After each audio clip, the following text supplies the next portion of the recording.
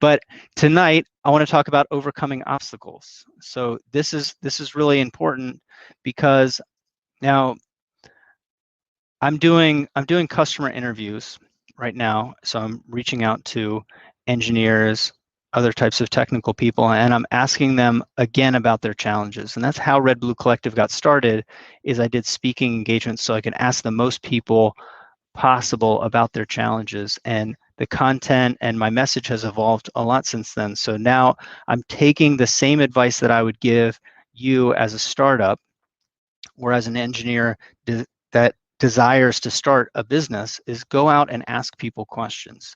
So I'm doing these interviews and I'm trying to figure out, again, what these top obstacles and challenges that people have, whether they're perceived, which in my opinion, perceived obstacles are the hardest to overcome, or they're actual things. They're actual things like, how do you run a team, or how do you communicate complex ideas? That's a good one.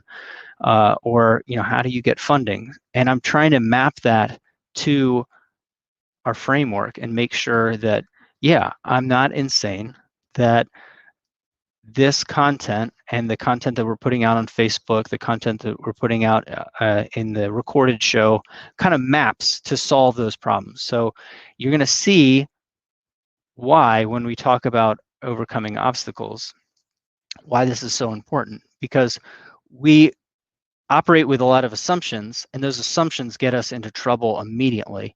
And it feels like we're not going anywhere, but it's because we've told ourselves a story that doesn't serve us. That's not true. And so when we talk about obstacles, I like to split it up into three buckets, three categories. One is foundational obstacles, so things that prevent us from getting started. Second is product obstacles, things that prevent us from creating an amazing product, something that's worth sharing. And then a third category is business obstacles, something that prevents us from getting that out into the world, right? To change our life, change the world, we have to take this idea and turn it into a business that makes money. And a little fun catchphrase that I love: money isn't the mission, but money makes the mission possible. We have to talk about money. That's going to be one of our obstacles towards the end. But the foundation part, this is so important, and this is something that people want to gloss over. And I understand, right? If you're an engineer, you consider yourself a person of logic and science. Maybe personal development's not at the top of your reading list, right? Maybe you're more engaged searching for information on high performance computing. Maybe you're more engaged searching on hard science, right? And you're not reading personal development, you're not reading Tony Robbins, you're not looking and listening to those podcasts, because it doesn't really match, it doesn't really map to who you are, your personality. And I totally get that. I understand. A big part of what I am trying to do is take the important lessons out of that, strip the fluff, and then translate it into a process and a vocabulary that we can understand, something that can actually be followed. And when we talk about these foundational obstacles, I call them foundational obstacles because we really can't get started doing anything of value, right, to ourselves, to our community, or to the world, until we can overcome these things. And this is on a personal basis, but as I have run incubators and accelerators, I've found that engineers by far are statistically more likely to be successful, but only if they can overcome these foundational issues, right? It's statistically significant, and like, again, you can just look at all the companies that people really admire, the FANG, the Tesla, all that, and be like, wow, they're all run by technical people. They're all run by engineers. That might be coincidence, might not be, but all those people have overcome these issues that we're talking about. And so the first is acting with intentionality, right? And simply, this is when we get started, when I talk to people, I ask them what their goals are. Who do they want to be? And this is maybe this is how we were raised, or how we get directed through school, or how we're given this kind of roadmap of it's like school, then college, then job, then buy a house.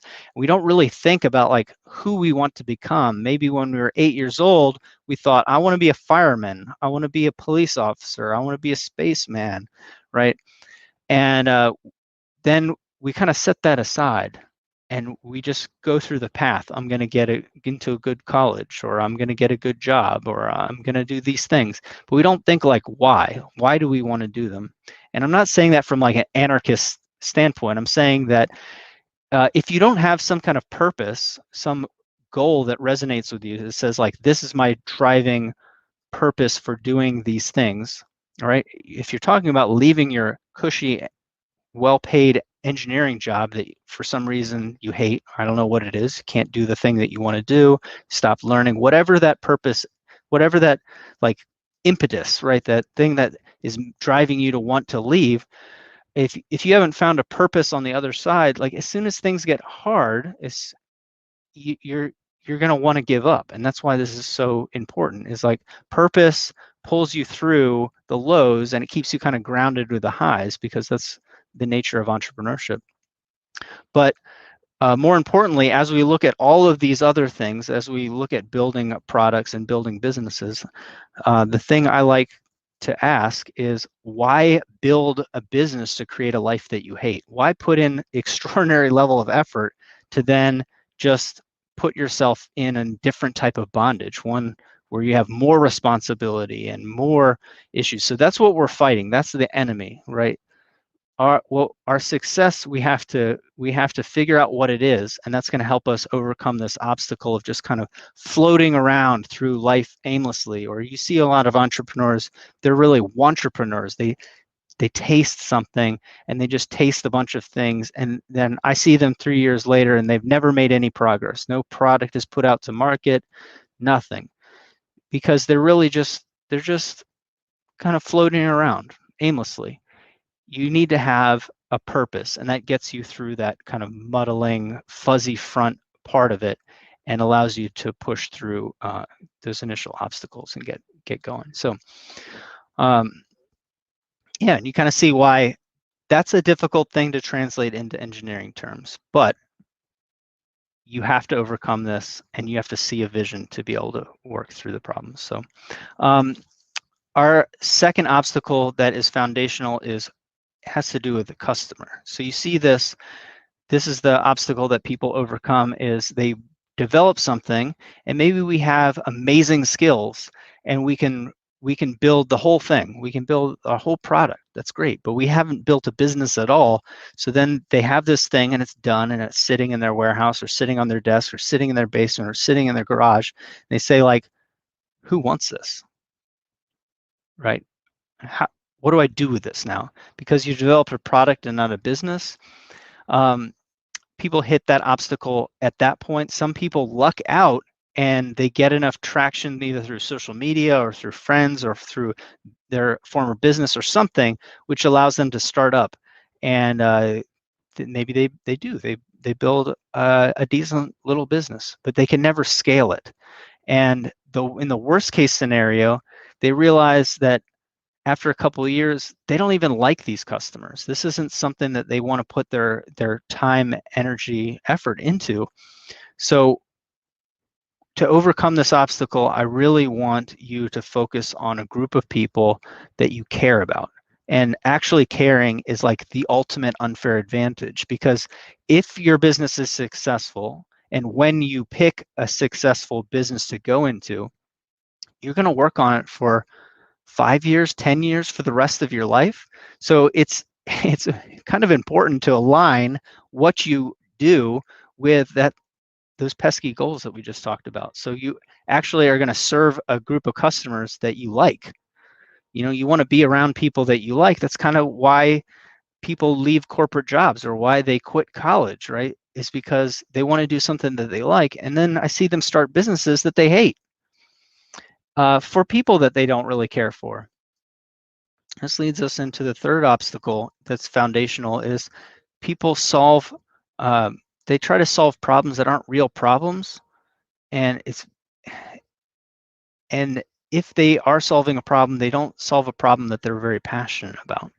So with Red Blue Collective, I'm focusing more on coaching and just talking to people that have ideas. I think that's where I find it most fulfilling, and I find solving these things that we're talking about and using my experience to give people strategies.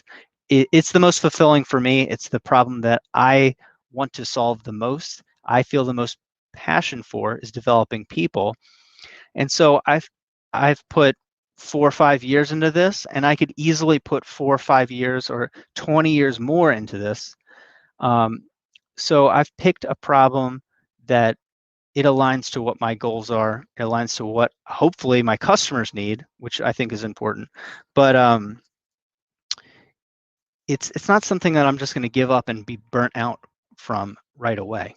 And that's the issue is people pick a problem that they don't really care about, and then it gets hard and you just give it up. And that's why it's a foundational obstacle. We never really can get started because we're trying to do something that we value the idea more than solving the problem.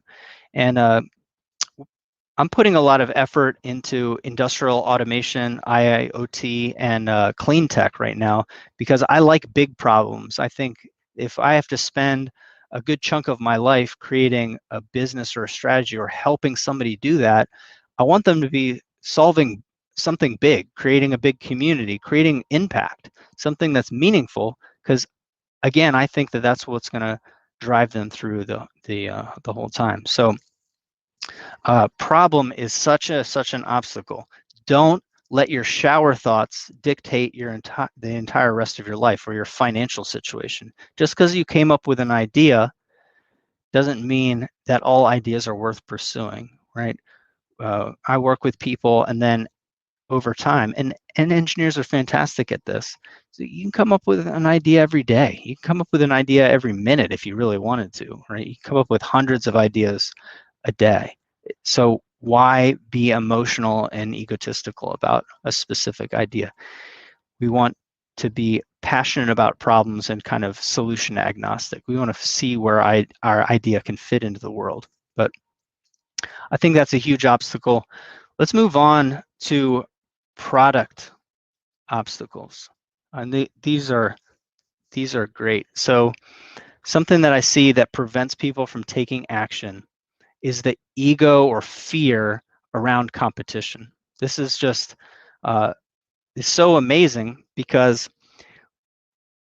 we'll do discovery call and somebody says there's nothing like this. There's nothing like this. And I search on Google, I look right here, and I look on Amazon, and I say but there is a thing that's just like this right now. And it the person was so afraid of their idea being stolen or their idea being not being novel that they just didn't even do the due diligence to search it. And here's the crazy part about this is that competition makes the market. Because things exist, that means that people are buying it. And it's so positive. We have to change the story in our mind is that if somebody's doing something, we can't do it. If somebody's doing something, that is the world telling you that you can do it. Oftentimes those products are poorly marketed, or they have bad business relationships, or they can be easily improved, or you can take an idea from one industry and move it into the other industry, and you know that it works because there's pieces of it that are already functional and out in the world. And so we have all this around around competition, and they're just it's like a false obstacle. It's a perceived obstacle. And if we can actually go out and do competitive analysis and understand, please don't use a magic quadrant. We have better tools than that.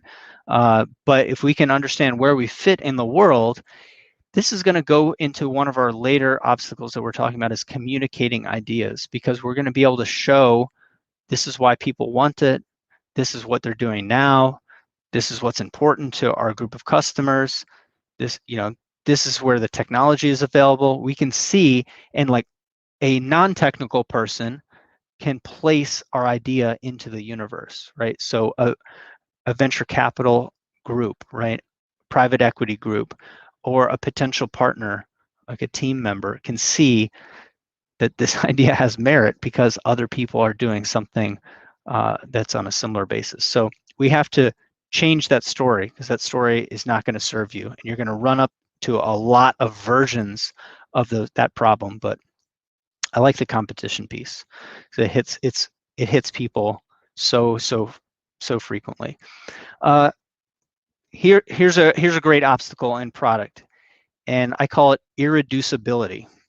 Is that we've come up with an idea, and it's one of those awesome, world-changing, life-changing big ideas, and we think that unless I can do it in mass, incomplete, like I need to do the whole thing, or I have to do nothing. And I can understand how that, I can understand the logical steps to that for product innovation, but that's fundamentally wrong for learning. It's fundamentally wrong for how businesses grow. So without getting into my MVP traction product argument, just understand, yes, maybe big ideas are not immediately irreducible, but at least follow me on this. If you want to overcome these problems, go find a community, go form a think tank with people that you respect, go get a mentor to give you a new perspective outside your assumptions. Present them the evidence, the research that you've done about the problem and the customer and the market or whatever, and see what they think, because people will come up with alternative solutions. Some of them are vastly easier to do right now, and they can work towards your idea, which we call at Red Blue Collective, I call them a hero idea, right? So your hero product is over here. There's always other steps.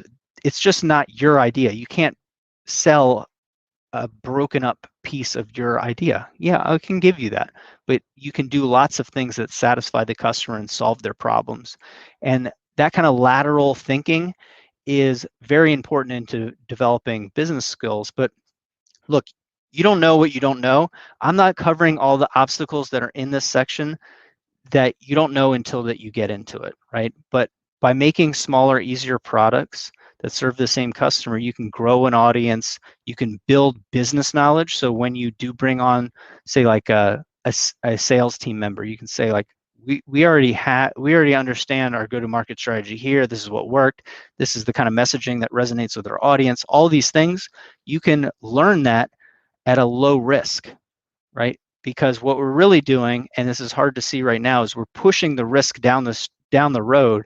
And if you were to get funding, you can't make the business go because you haven't solved the problems of experience and knowledge, and you haven't built business relationships.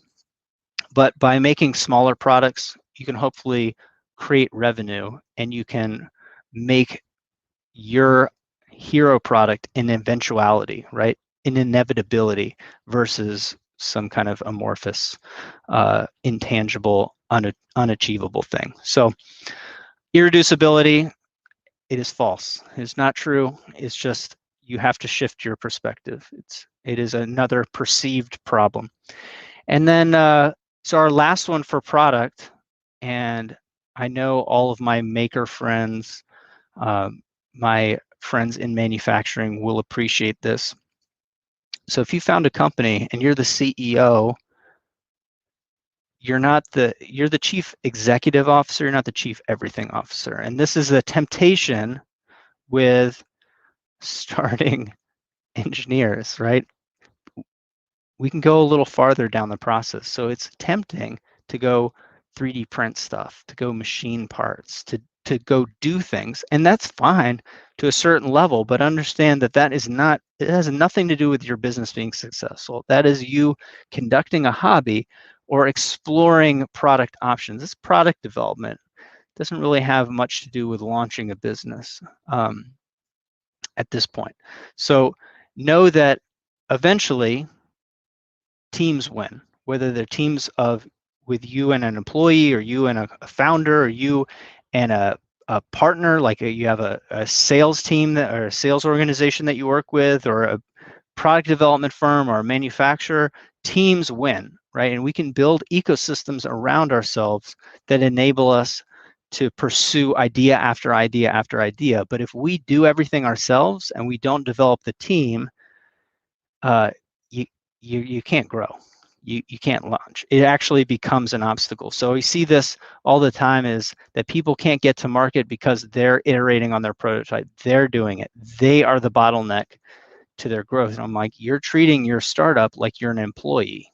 You should treat it like you're the conductor. You're the master of your own universe. So we say engineer of your own life, right? So building a team of just one more person, this at least shows somebody like myself that you can sell your vision to one other person. There's one other person on the planet that believes enough to throw their time and their energy into the bucket. And so that is that 0 to 1 moment for a team, is that obstacle that people have to overcome, is that now it's about 2 people. And I'm not saying split up equity 50-50 or any of that stuff. I'm just saying learn to work with somebody, because life is a group project, right? Developing the skills of team building and management is essential.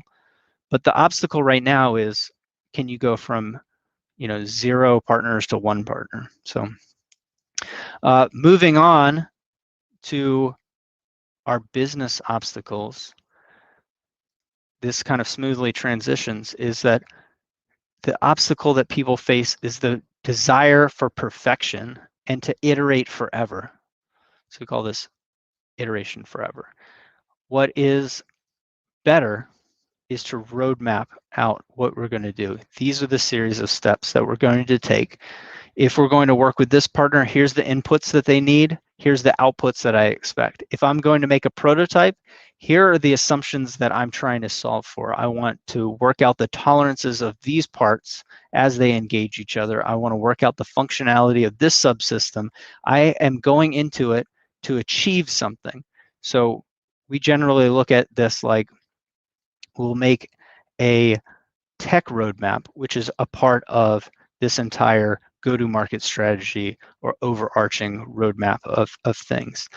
And it's helpful to have this, even if it's super high level, to see what we need to do in sequence or what we need different teams to do. So when should we be engaging a manufacturing partner? When should we be engaging a customer for this action?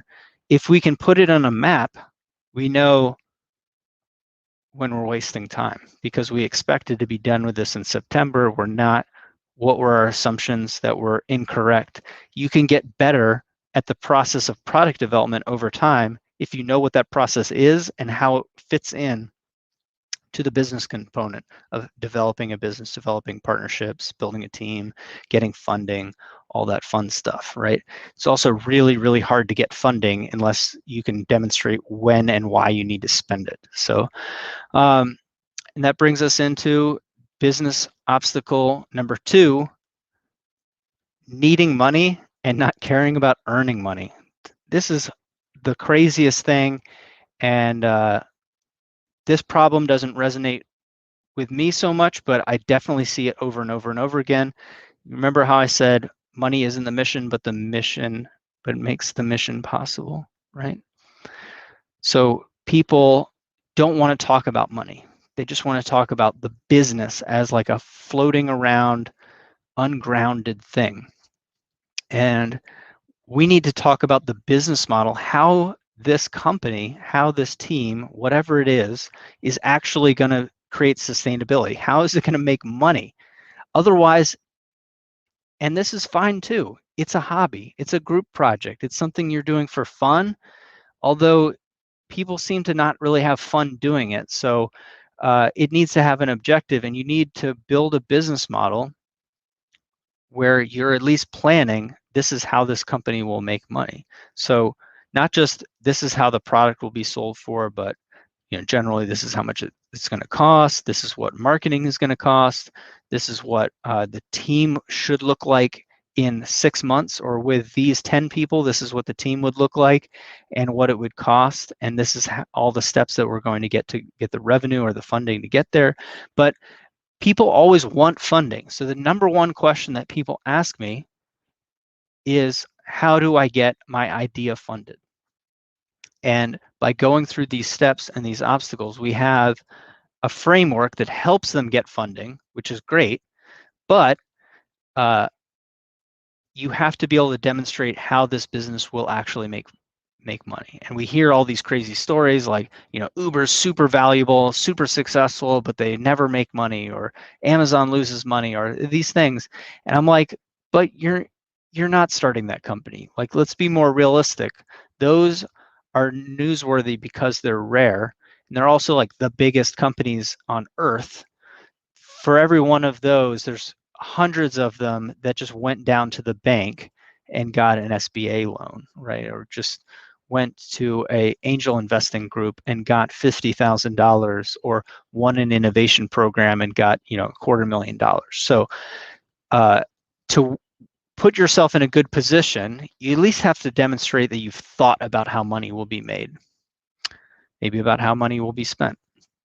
So I think that is important, and it just comes up over and over and over again. And lastly, in business, and the obstacle that people face, and this is a great way to wrap up, because people face this obstacle in the very beginning and they face it in the very end. So in the beginning of just communicating with friends and family, potential co-founders, and then in the end with customers and partners and investors, is communicating complexity.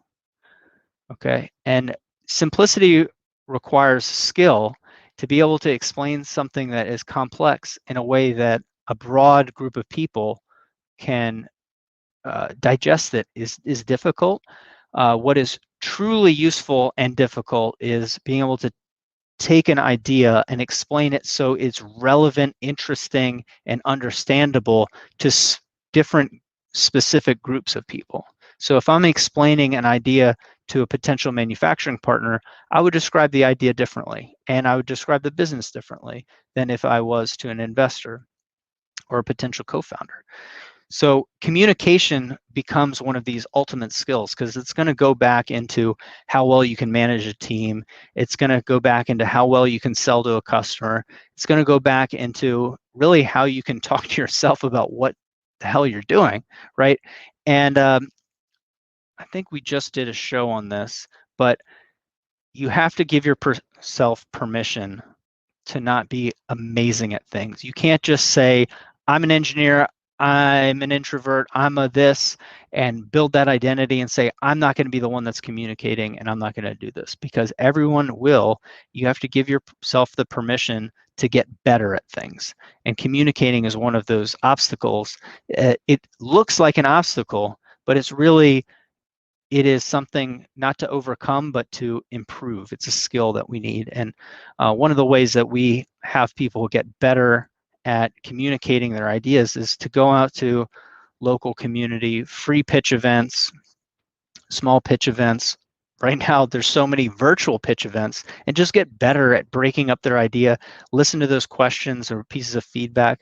One of my favorite pieces of feedback for communication is if a startup that we're working with gives the pitch, and one of the judges, if they have a great background, and I know that, hey, this guy's run an incubator, hey, I know this lady is for this venture capital group or works for this massive corporation, they're great listeners and great communicators generally. And if they don't understand what you do after your 5-minute or 30-minute speech, I know that it needs to change. And that's one of my favorite pieces of feedback, is just laterally, was it effective?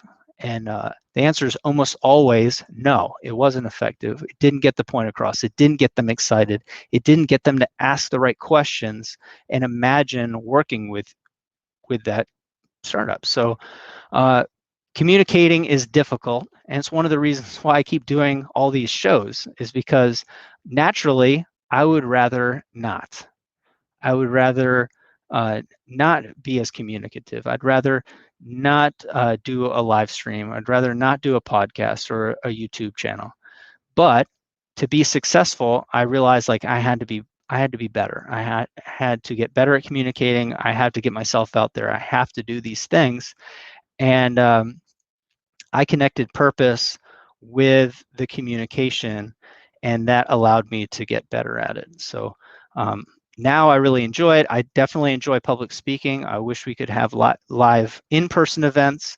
I'd buy everybody pizza, and I even got T-shirts printed for everybody right before the shutdown happens. So eventually we'll do that, or maybe I'll just start giving them away on the live streams to people. But if you want an End Hype shirt, I've got you. But that's my 2 bits for our first true End Hype live. I appreciate everybody for joining me. If we have some questions, I love fielding the questions. If you don't feel comfortable asking in the live stream, please DM me if you're on Facebook or you're on YouTube. I'd be happy to chat about whatever you'd like. But yeah, I appreciate you guys. Let's see how good the recording looks, and I'm gonna have a little bit of fun with StreamYard. I can see that it's an interesting little program. But I see Richard, you're on. I see Joe, you're on. You have any questions, guys? What are you doing? Winning. I don't know. It's always interesting to check in with you or somebody that I like checking in every little bit. Vulcan machine, 3XL. I don't know. I'll get a custom one printed for you. I'll have to do it by hand. I've got a silk screen set up here. That would be great. Yeah, it's great to check in with people. You never know what people are doing. I don't know if you saw, but somebody that also pitched at Launch 100, Door Robotics, they just launched their Kickstarter yesterday. It's pretty cool. We had Argineering pitch launch their Kickstarter the other week. It's neat. This is just, you meet people, and this is what I like about this, and this is one of the reasons that I do it, or I find fulfillment in it, is I talk to these people. Sometimes we just talk for an hour, or we talk for a couple weeks to give them some advice. It's always crazy with like Argineering. They just pop up after 2 years. I don't know where they are right now. Last I checked, it was 160,000 on Kickstarter, which isn't bad. But their product is amazing. I think that they're going to do. Yeah, let's see. Let's get a link. Let's go. It's RG Kit on Kickstarter. RG Kit Play. Let's go. Here you go. Bam. Really cool product though. So phone-based movement sensors and I guess what do you say, like they're small IoT devices for making very simple mechanical like interactive elements, and where they've really found their niche was making these complex product photos where you see like the burger separate in all the pieces and land together in a bun, or like the can spinning around, and you can do all that pretty easily. But I've seen their product. They're from Egypt, and they were here in Northern Virginia a couple years ago, and it's just really cool. Very simple, but the way that they've designed the app and how all the parts work together is so brilliant in its simplicity that it makes your imagination go crazy. I don't know. I really like it, and I'm happy to see David be successful. $165,000 on Kickstarter. I hope that I hope they do 1 million. really fantastic people, but have a really great product. So very cool. Yeah. So you're thinking of building something for the cameras that are similar. Yeah, when you look at it, you're like, oh, this makes perfect sense.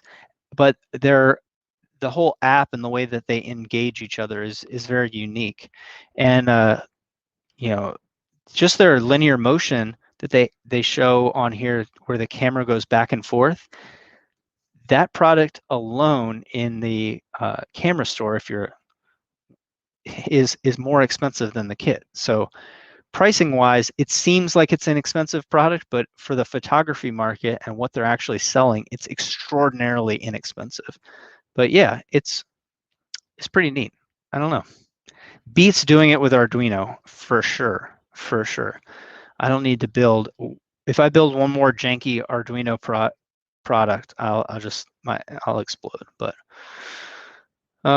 yeah. So we're coming up on an hour here. Mind the technical difficulties, of course. But appreciate everybody for tuning in, and I'll have to check the feeds, see how well this records on Facebook and YouTube. But if you've got any other other pieces of feedback for me, just DM me. I'd really appreciate it, because we're going to just be scaling this up. Getting a new camera, we're getting a lot of people that want to be on the show. So hopefully we can get a new studio set up, or at least figure out what everybody is interested in. We just did a short interview with my friend that manufactures custom high-end clothes, and I think that's really neat. And then we have some other local entrepreneurs that are going to be on, and I don't know, should be a lot of fun. But think about those questions, think about those obstacles, and the stories that you're telling yourself that make you think that there really are obstacles. Because at the end of the day, if it's not me, there are so many people out there that are just a little bit farther down the road that are willing to help you. And I know this because I have mentors, right? I have people that help me out, and they're way far ahead of me. So they hold my my little check is that I just look for somebody that has an extra zero, right? They have an extra zero on the end of their revenue or their bank account or whatever, and they're a little bit farther down the road. They've been where I am, and they can massively help me grow, right? Either mentally or physically, or for my financial state, because they've already been past there. So Tay says, tell them about your podcast. Yes. So if you're on YouTube, I put the majority of those videos on YouTube, but what I'd really like for people to do, if you're watching this, is go on iTunes, Spotify, or wherever you listen to podcasts. And if you don't listen to podcasts, you're missing out, because it's a great way to be intellectually productive. And there's a podcast on everything in the world. There's probably a Pocket Lint podcast, but you should listen to End Hype, because End Hype is the best podcast on product development in the world, and it happens to be my podcast as well. So if you go to iTunes, please subscribe, rate it if you like. If you don't like it, leave me a terrible review, and you can even put a comment, because any engagement helps the algorithm. But I'd prefer somewhere in the neighborhood of 5 stars or better, but you can give it whatever you like. Oh man, I'm done. Okay, but you listen to them on Spotify. That's fantastic, Joe. Yeah. So we've been putting them out at different places, but as always, if there's a topic that you'd like me to cover, I'll break that up into an episode or a couple episodes, or I'll bring somebody on to talk about it. So speaking of communication, next week on this show, so on End Hype Live, we're going to have my friend Kelly, and she's going to talk about commercialization, the go, no go, and she is a fantastic communicator. And she works with scientists from NASA and all over the place to help them figure out not just how to communicate those ideas, but are those ideas worth pursuing?